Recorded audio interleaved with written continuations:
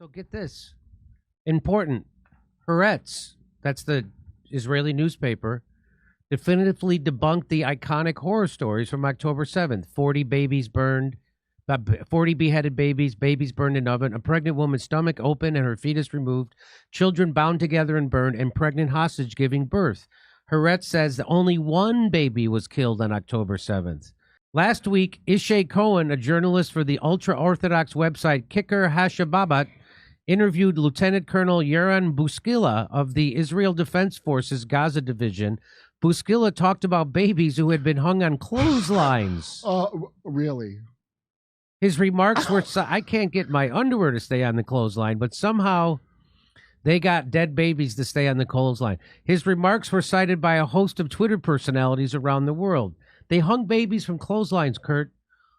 Who'd he interview for that? Chevy Chase and the Three Amigos?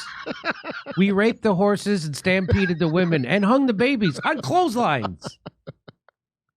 Just before El Guapo figured out he wasn't a member of the bandit gang? According to a tweet from the Prime Minister's office, we just don't want to show you the proof. He showed the proof to Biden, but he didn't want to show it to anybody else. Boy, this really puts Trump's Truth Socials in perspective, doesn't it? Right? So Cohen wrote that he was later informed that the story was inaccurate, and he deleted the post. Why would an army officer invent such horrifying story? I was wrong. I don't know. I'll give you 3 fucking guesses. This is a reporter who said this? Why would an army officer invent such a horrifying story?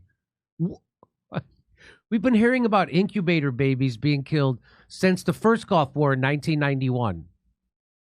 Remember that? I don't. Maybe you're too young to remember that, but that's baby on the floor. That's how they sold the first war against Kuwait, or against Iraq in Kuwait, and they had a girl come and give testimony, and she said that they took babies out of incubators and threw them on the ground, and she was crying, and it was all made up.